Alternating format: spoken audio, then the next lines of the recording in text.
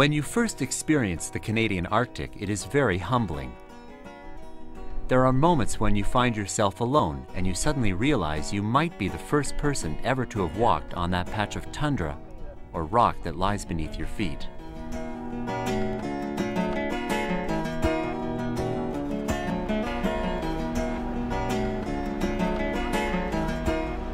Massive icebergs drift aimlessly on a path unknown, and the Inuit. Their hospitality and warmth makes you feel like an old friend. They are curious and charming, and you believe we could learn so much from these people. And yet, despite its grandeur, it's impossible to ignore the challenges that confront this region. The climate is rapidly changing. Crime, drugs, and suicide remain a constant challenge to the people and their communities. Chasing the sun, we're chasing the sun, we're chasing the sun. My journey began 2,500 kilometers south in Collingwood, Ontario, on a day when escaping the summer heat seemed like the most practical thing to do. I met up with Paul Montrop, a local artist and gallery owner. He was hosting an informal gathering of clients and friends to officially launch a trip that had been talked about for a number of years. Traveling with 6 other Canadian artists, their plan was to visit small communities in the eastern Arctic, documenting the spirit and beauty of the North in sketchbook drawings and oil paintings. The route was very similar to a journey made 75 years ago by a group of 7 artists, A.Y. Jackson and Lauren Harris. They call themselves Drawn Onward, a name that reflects the group's nomadic spirit. Drawn Onward to me, by definition, is friendship. And as artists, it's process. We as a collective, and our partners and wives will attest to this, we come back better people from each one of these experiences. We're more in tune with our surroundings, we're more in tune with the people in this country. I feel fortunate I've been able to have the opportunity to do this, to actually go to the far reaches of Canada and experience what I have. As a group, they have visited many communities throughout the country. Some media critics have even called them Canada's new Group of 7, an association that does not always sit well with the artists. A chance to travel with them to a place few Canadians will ever experience seemed too good to pass up. Ladies and gentlemen,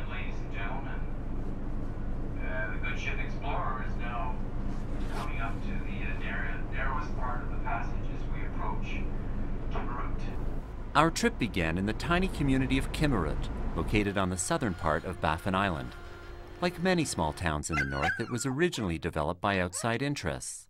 The sheltered harbor and inland access made the location an ideal choice for an expanding Hudson Bay company.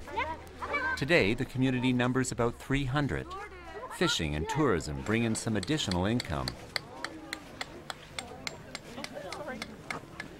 We arrived by Zodiac, disembarking from the MS Explorer, a converted research vessel that would serve as our home for the next 10 days. The brown building you see ahead of us is the new health center. It houses two nurses. Paul Onalak has lived in the town for 20 years. He works as a guide for visiting tourists and has the rank of corporal in the Arctic Rangers.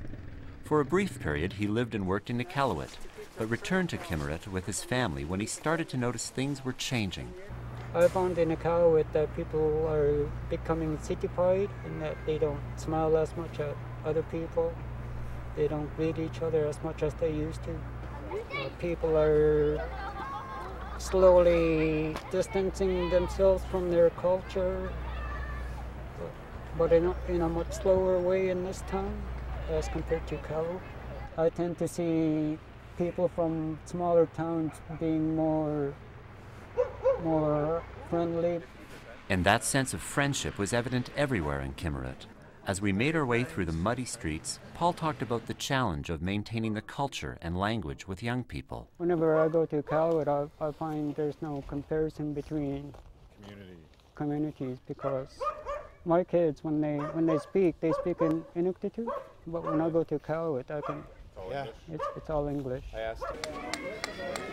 The small town spirit was on display in the form of local artists and talented elders, where outside visitors served as an appreciative audience.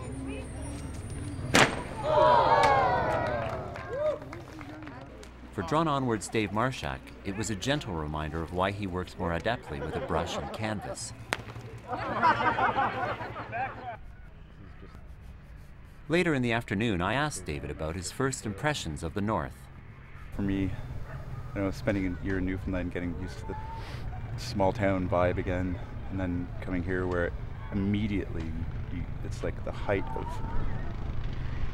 hospitality. I know that's a Western word for it or whatever, but it is. It's like incredible hospitality and like, it's like, it's moving, for sure it's that, but it's like, it stirs something, it makes you realize, or me anyways, makes me think about how much we don't have in our culture socially, As the last Zodiac returned to the ship from Kemerut, we settled in for an overnight journey, preparing to navigate the rough waters of the Hudson Strait. Our next stop was the community of Cape Dorset on the southwestern side of Baffin Island. As the ship reached its cruising speed, I sat down with Drawn Onward's Steve McDonald and asked about the pressure of being compared to the Group of Seven. At times it's been detrimental to what we're doing as far as trying to create our own identity.